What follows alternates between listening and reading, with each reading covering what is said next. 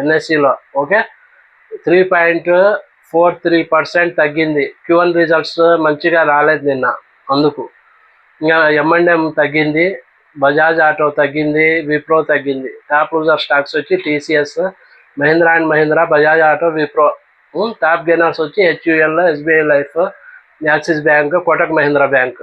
Okay friends, ఇంకా మనము ఈరోజు స్టాక్ మార్కెట్లు ఎందుకు పడినాయి అని చెప్తే, నేను చెప్పాను నిఫ్టీ, సెన్సెక్స్, బ్యాంక్ నిఫ్టీ, ఇంకా స్మాల్ క్యాప్, మిడ్ క్యాప్ కానీ తగ్గినాయి.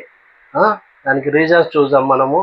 ఒకటి, ఐటీ స్టాక్స్లో, ఆటో స్టాక్స్లో, డిఫెన్స్ స్టాక్స్లో సెల్లింగ్ వచ్చింది ఈరోజు. సెల్లింగ్ అమ్మేసిండ్రు stocks, IT stocks, auto stocks, defence స్టాక్స్లో సెల్లింగ్ వచ్చింది భారీగా, అందుకు తగ్గింది. ఓకే, మెయిన్ ఫస్ట్ పాయింట్ చూస్తే మనకు బలహీన Q1 ఫలితాలు. రిజల్ట్స్, TCS రిజల్ట్స్ నిన్న స్టార్టింగ్ వచ్చినాయి. జూన్ క్వార్టర్లో TCS ఆదాయము $7.42 బిలియన్ నమోదైంది. TCS ఆదాయం జూన్ క్వార్టర్లో. ఓకే, గత క్వార్టర్ కంటే 0.59%, గత ఏడాది కంటే 1.12% తగ్గింది.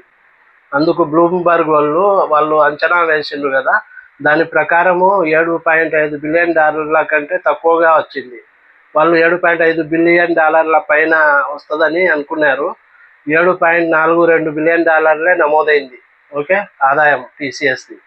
ఓకే, అందుకు TCS షేర్లు అందుకే 3.5%, 3.43% తగ్గినాయి ఈరోజు, రిజల్ట్స్ బాగలేవు కాబట్టి. ఇంకా ఇతర వేరే ఐటీ స్టాక్స్ కానీ నష్టాల్లో ట్రేడ్ అయినాయి ఈరోజు. అదొక రీజన్ స్టాక్ మార్కెట్ పడేదానికి, ఈరోజు పడిన దానికి. ఇంకా ట్రంప్ తారీఫ్ బెదిరింపులు. ట్రంప్ గారు, US ప్రెసిడెంట్ ట్రంప్ గారు ఇవి తారీఫ్స్ అంటే ట్యాక్స్ పెంచుతామని ఫార్మా మీద, ఇంకా వేరే వాటిల్లో ఇంపోర్ట్ చేసుకుంటే ఇండియా నుంచి వాటి మీద ట్యాక్స్ వేస్తాము, 200%, 500% అట్లా చెప్తున్నారు, రోజుకొక మాట.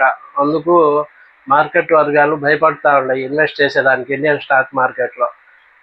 మొత్తం వరల్డ్ వైడ్ అట్లే ఉంది, అన్ని దేశాలకు ట్యాక్స్ వేస్తూ ఉన్నాడు ట్రంప్. ఓకే, అందుకు అదొక భయం మొదలైంది ఇన్వెస్టర్లలో. ఓకే, ద్రవ్యోల్బణ భయాలను పెంచింది. ద్రవ్యోల్బణం అంటే ఇన్ఫ్లేషన్ పెరిగిపోతుంది అనేసి భయపడుతున్నారు చాలామంది.